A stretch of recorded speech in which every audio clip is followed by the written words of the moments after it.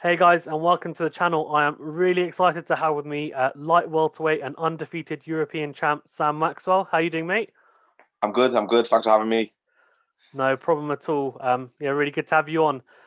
Okay, so first of all, I know you boxed and you beat Joe Hughes in August in a really impressive Yeah, victory defending your European title. Um, has COVID impacted you personally in a big way in and out of the ring at all? it has to be honest. In terms of my career anyway. 'Cause normally I've been having 3 or 4 fights a year, big fights, but this year I've only had the one against Mm. Joe Hughes, so it's been a bit of a setback because I feel like I could. There's a chance for me to get some momentum going here. I feel like I'm in my peak, but it is what it is, and hopefully next year I'm gonna be a bit more active and got some big fights lined up. Yeah, no, 100%. Did you manage to catch the fight last night, the AJ fight? Yeah, I did just the AJ one. Yeah. Yeah.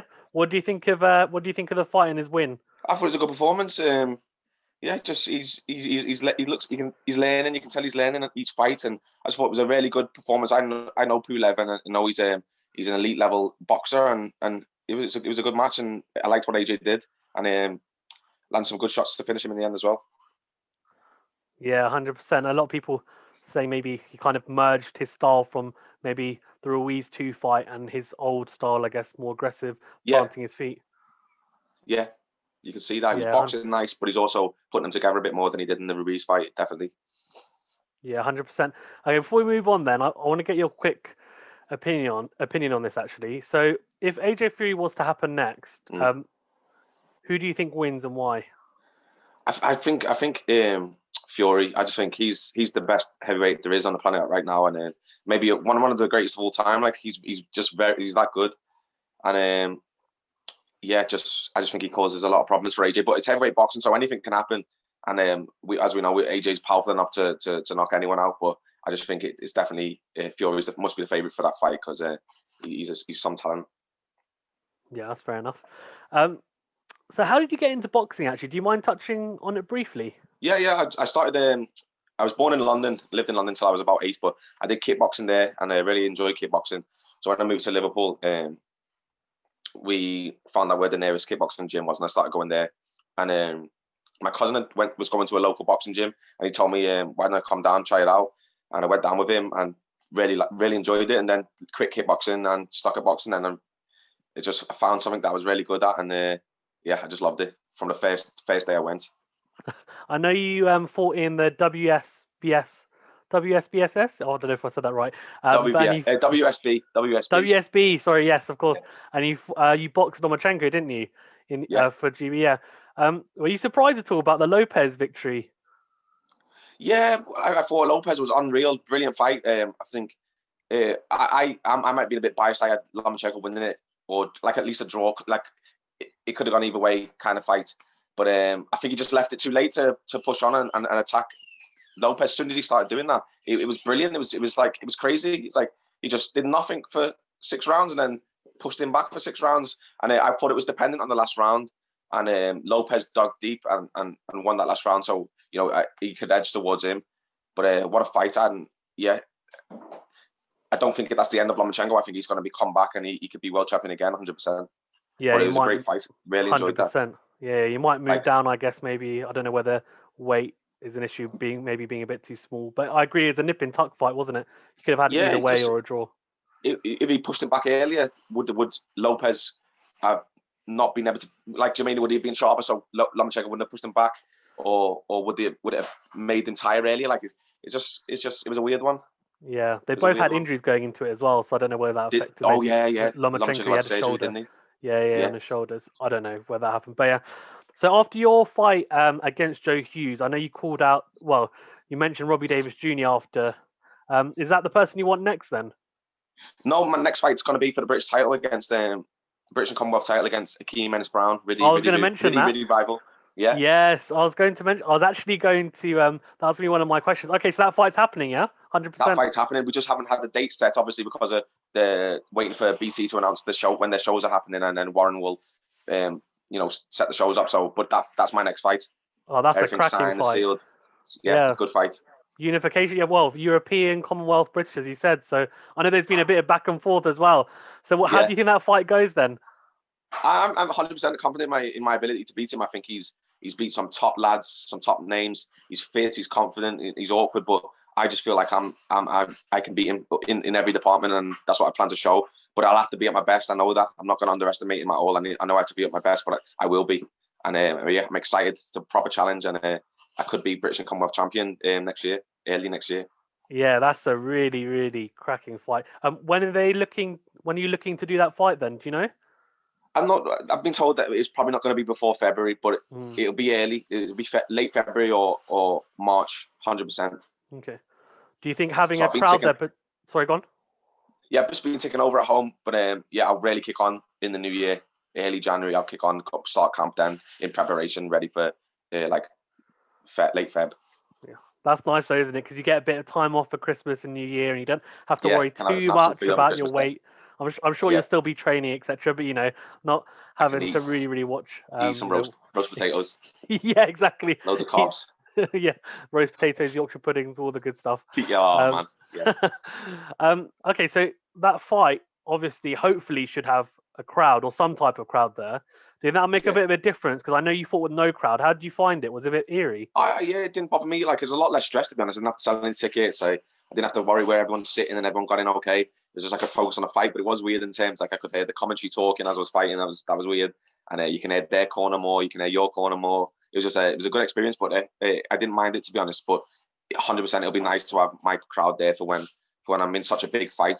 They've been following me all around the country on these fights when I'm fighting at 12 o'clock at night or 5 in the afternoon when there's no atmosphere in there, and they followed me all through that. So that I hope they get a chance to come in and watch me win the British Commonwealth title in a massive fight where I might be headlining it or near the top of the bill. Yeah, 100%. So your division's stacked, right? But especially from fighters from the UK, because as you mentioned, obviously you're facing Akeem Ennis-Brown, but you've got Lewis Ritson, Robbie Davis Jr., Hara Davis, Tyrone McKenna. Obviously they fought each other in the Golden Contract final. Jack Catterall, and of course at the top you got Josh Taylor. Yeah. Do you have like a path plotted of I want to fight X, Y, and Z and win a world title, or you just take it one fight at a time? Yeah, well, I think next fight is the big one. I think that opens up everything for me. So I'm really focused on winning that. But also, it's always good to look ahead and look in the future. And I think ideally for me, how it goes is Josh Taylor fights Ramirez for the title, unifies the division, and then he's conquered everyone in light welter, moves up to welterweight, vacates the belt, all the belts. I'm ranked 12 in the WBO right now. So after my next fight, I might be ranked in the top 10.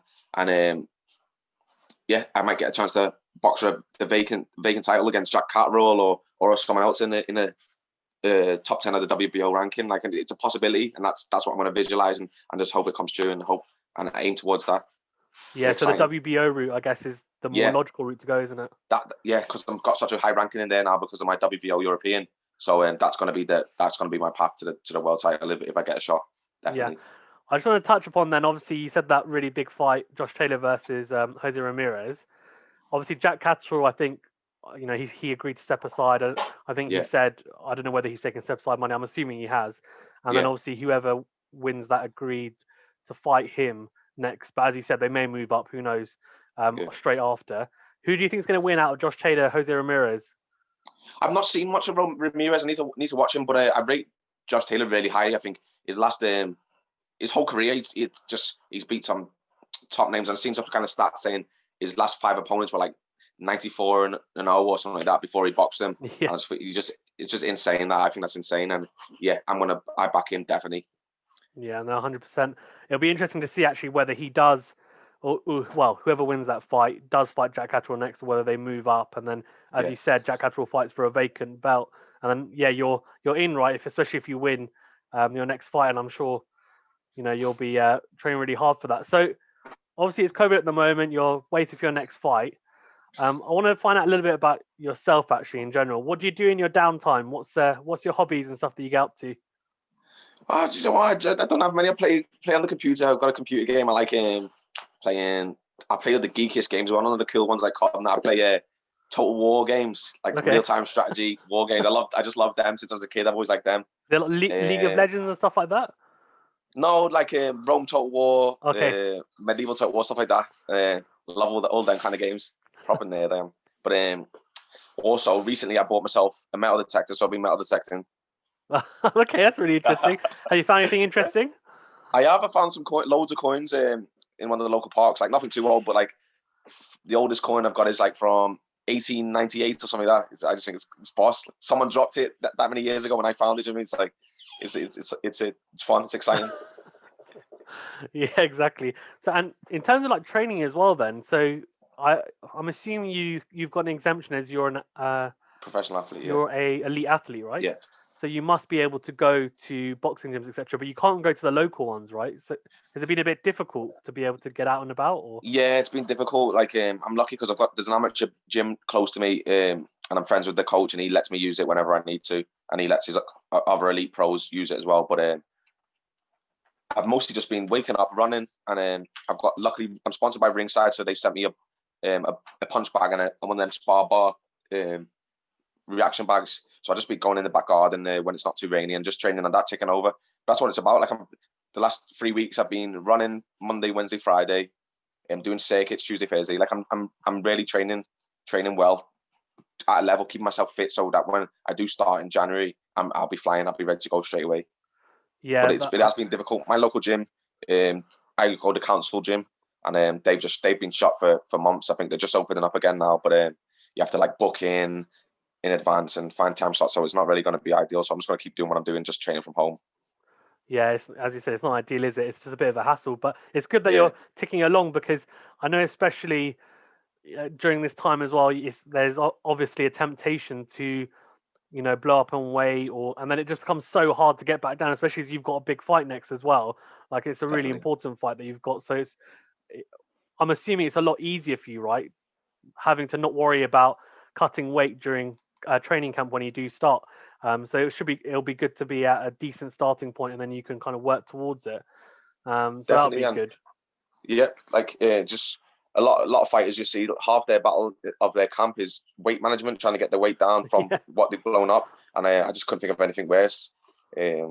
That's how you get yourself injured. That's how you're not putting enough in your training session, not focused on technique in your boxing. So I'm switched on. I've always been good with my weight, and I pride myself on that. And I've got my nutritionist as well, and he stays in contact with me even though I'm out of camp. He tells me, if I'm having a day where I feel like having treats, just to make sure I do a bit more training on that day as well. So he doesn't say cut everything out. He says, if you're going to have something, make sure you do a little bit extra work on them days. And yeah, just good, keep myself in good condition.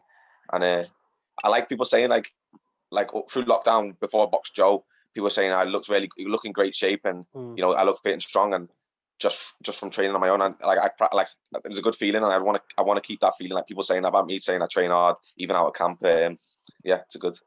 It's pretty professional, isn't it? And actually, it's good that you're professional. Yeah, exactly. And your nutritionist was saying, obviously, if you want to treat, then you just adjust accordingly, and that's really interesting, because I guess otherwise there's a temptation, isn't there, to if you're too strict and like stringent, then you just end up hating it or not enjoying it, and then you just kind of throw out the window. You think, I'll forget this, But obviously, you guys have got something down to a T, which is really good. Actually, something I wanted to touch upon, because obviously you'll know that knockout for when you won the European title went viral, because obviously the whole drama of obviously you got wobbled a little bit in the last round, and then it looked like you might need a knockout to win the fight, and obviously he thought he would be a little bit cheeky trying to take the mick in the last round, and you unleashed a almighty right hand which knocked him out in the end, and obviously you could see the elation on your face, and obviously the emotion like coming from it. And today, actually, I watched the fight before, but today before we did this interview, I thought, I'll go and have a look at that fight.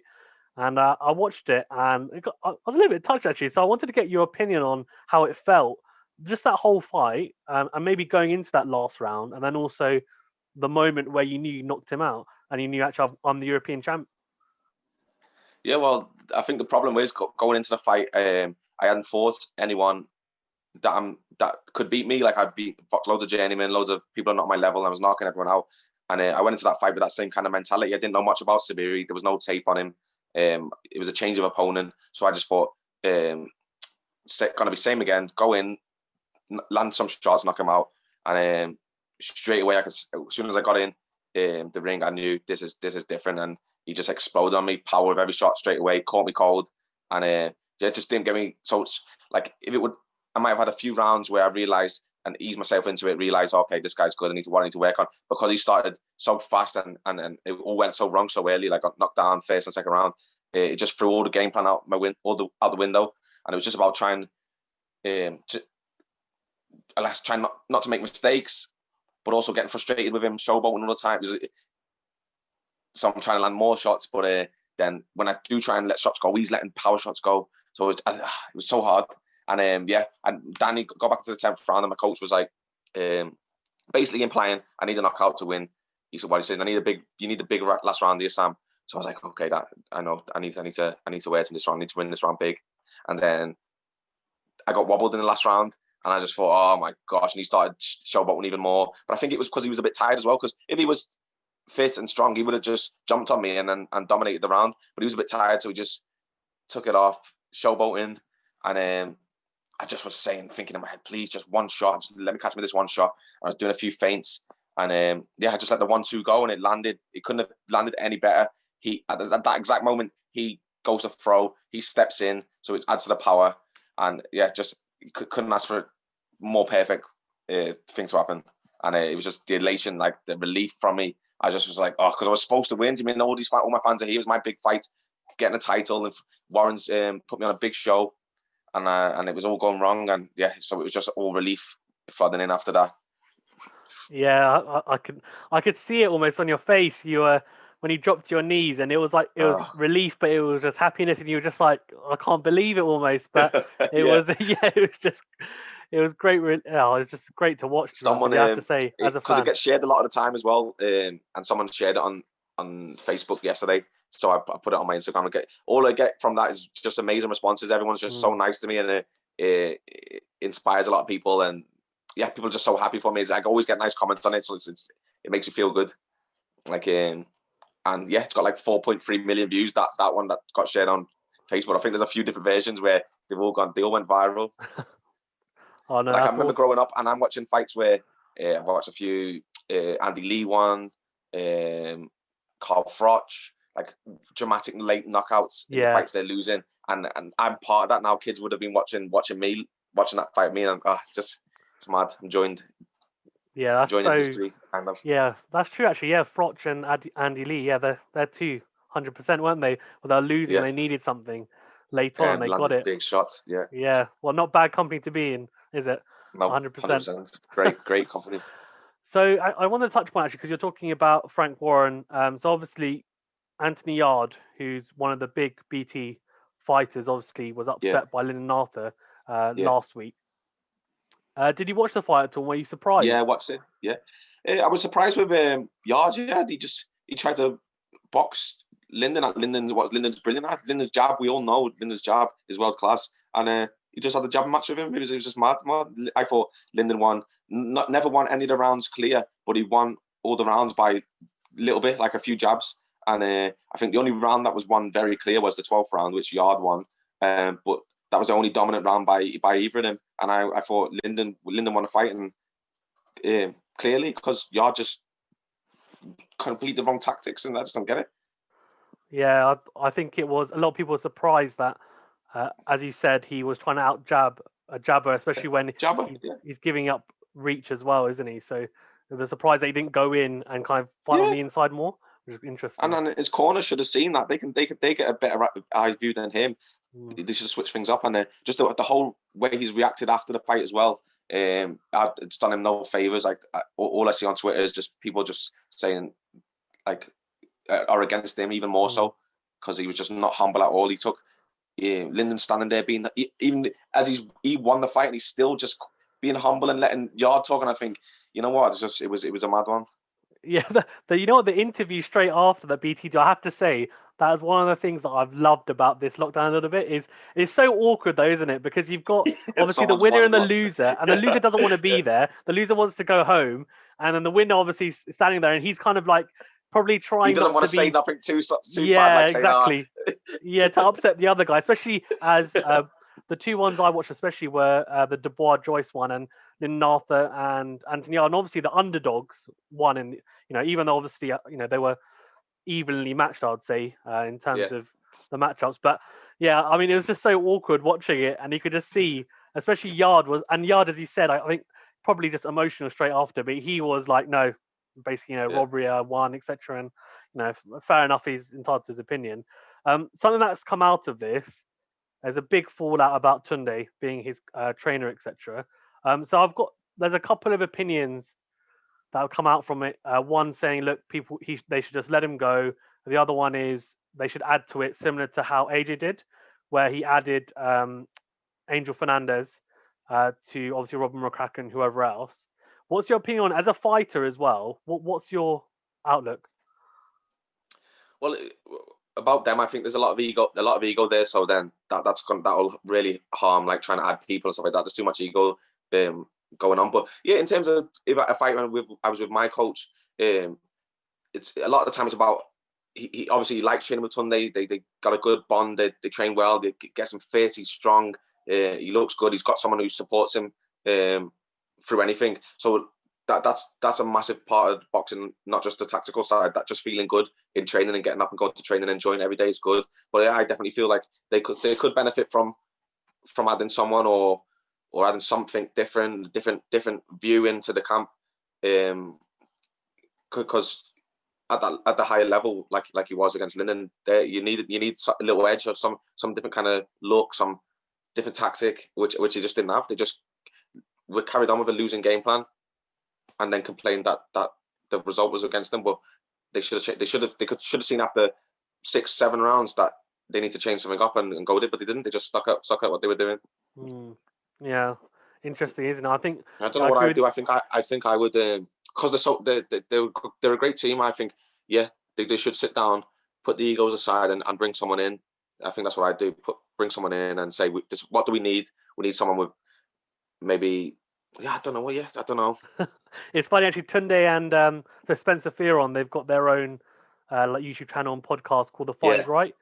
So and I watched that as well. And, they were answering all the questions. I think someone did pose the question saying, would you be happy to bring someone in? And he said, look, it's up to Anthony. So it seems like he is. It seems like obviously egos aside, and he's obviously like whatever's best for him. So I'm sure he would. But it's interesting, isn't it? So because a lot of people say that as you rise up the levels, you almost need to level up with your coaches. If that makes sense. They say, obviously, when you're at school, almost they use the analogy that when you're at school and you're in year 1, for example, you have a teacher, but when you're at university, you don't have that same teacher, do you? You have someone else. Do you think that that's the right way of thinking, or do you think actually you can have someone right from the start, say for example, even the amateurs, and you can take them to be a world champ?